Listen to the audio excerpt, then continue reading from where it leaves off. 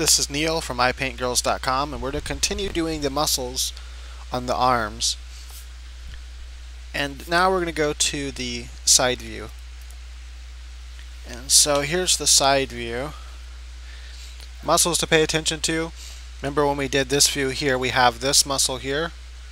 Now what's good, and make sure that you don't just watch these videos, that you actually, draw along with me. Do the drawings and practice, filling up a page with a bunch of arms until, it starts getting your mind. You want to, practice it every day for a while until, it really is embedded in your brain. Now, what'll happen is when you study and we draw these arms from these different angles, is your brain will start to remember those different angles, and then it will be able to draw an angle from your mind that's in between the two angles without a reference, because it'll remember this kind of stuff. And the brain will interpret the two things, and you'll be able to draw from an angle that you've never seen before. So this muscle here, what I recommend doing, because it does get hard sometimes when flipping the arm around, like flipping this and drawing it the other way, is remember this muscle right here, this forearm muscle. So this is from a front view. This is the bicep, and this is the forearm. So this is, you have your your elbow pit here, and then you have the forearm here, and so that right there.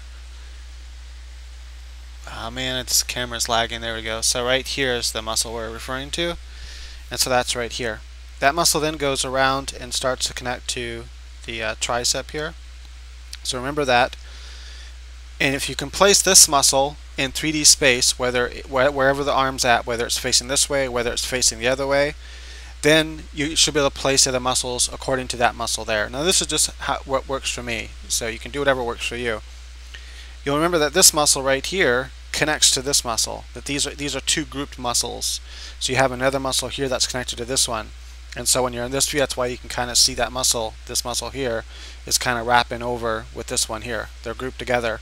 And then just remember, once you can place these two muscles on the arm, then just remember there's another muscle next to that little one, another little one like it, that makes a V shape like that. And so if you remember that, you should be able to flip the arm around, with pretty, with relative ease. So let's go ahead and draw the arm first, and then we'll flip it. So what you do is you just start with the same way. You start with your oval, just like we did before, and then you do another oval, like so. That's a little bit longer than that one. And then you do that like rectangle thing. Then you have your cylinder, your tapered off cylinder. Right, so you do those same shapes. Now we know that the elbow is going to be here on the square, so because we're on a side view. So remember, you have your elbow here like so. And then you have this muscle that's going to come off the elbow. It's like going to overlap the elbow like that. And then you're going to have the elbow coming up. You can also draw like a little line like that. That looks kind of cool. And then this line will come up. So draw that tapered muscle like so. Then draw this little bit of skin here. And then this muscle here, this muscle that I said we want to remember, we're going to pull that muscle along here, and it's going to kind of go like so. Then your wrist is going to be straight. But it really just depends on the, I'm going to pull that out there more. It really depends on the person's muscle tone and stuff, with how much of his wrist you'll see that's going to be straight. Right, so then we're going to draw the line for that part of that muscle there. Let's say something like that. Remember, there's another muscle that connects here. Remember, we're going to couple those two muscles together, and so that muscle couples with it. And in this case, we're just going to kind of draw a line, more realistic comic book style, rather than, because you can't see too many muscles.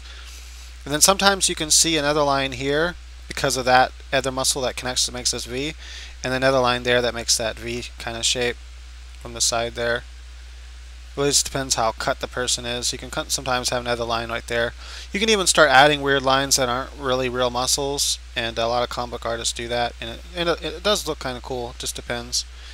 Now the bicep goes like this, but sometimes you can't see that, and so you can erase that line and just have it connect like that. So it just depends on the style you're going for. And then you want to bring this line up a little bit. That's the bicep. Now the tricep is quite large, and so you can kind of go like that from the side.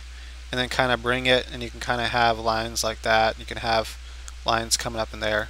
I wouldn't do what I just did there though. Rather, you'd have lines like this. So then the shoulder, you kind of do like that, kind of come in. Remember, the shoulder point meets where this bicep is, like that.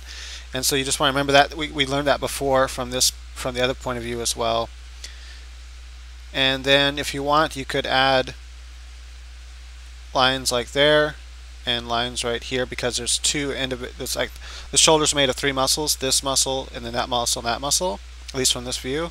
And so you can kind of indicate those there depending on how ripped the person is.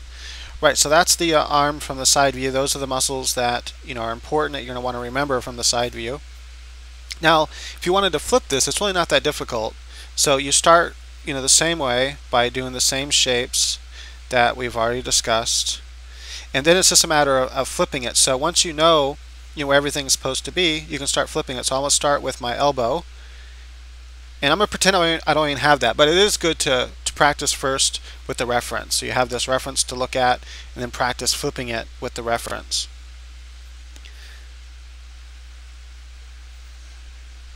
But don't give it too much thought, because mainly what you're trying to do here is you're trying to train your mind to remember the grouping of muscles. And so if you spend too much time just trying to flip it, when you first start out you're going to have to do that. But now remember that we have this muscle that comes down like this. Now remember, the muscle to remember then is the opposite one of the elbows. Just remember that the muscle that you're remembering that lets you place all the other muscles in the forearm is the one that's opposite of the elbow. And it's opposite elbow, and it comes like that. And that it starts to go up like it's going to connect to the tricep. So just remember that as well. And you can kind of indicate it by drawing a line there. There's a group muscle that's with it. So that's easy to remember. Once you're able to place this muscle, you know that there's a group muscle next to it. Then you know that that muscle has a muscle that's right next to it that kind of acts like a V shape there. And you can kind of hint at that muscle by adding some lines. And then the shoulder is pretty easy to remember. But you don't want to forget the shoulder. That's an important muscle. Make sure the shoulder is quite large. That way it can connect to the body. And remember, then you have, I think before I called it the trapezoid. And then someone told me it's the, what did they call it? Oh man, now I can't remember what they called it. Trapezia or something? Anyway. I can't remember what they called it now. So I just want to make sure that, maybe kind of draw the neck like that. You would kind of see some of that muscle, whatever it's called, right there. So that's how you'd connect the arm to the body. Trapezius? Maybe that's what they said. Trapezius, whatever.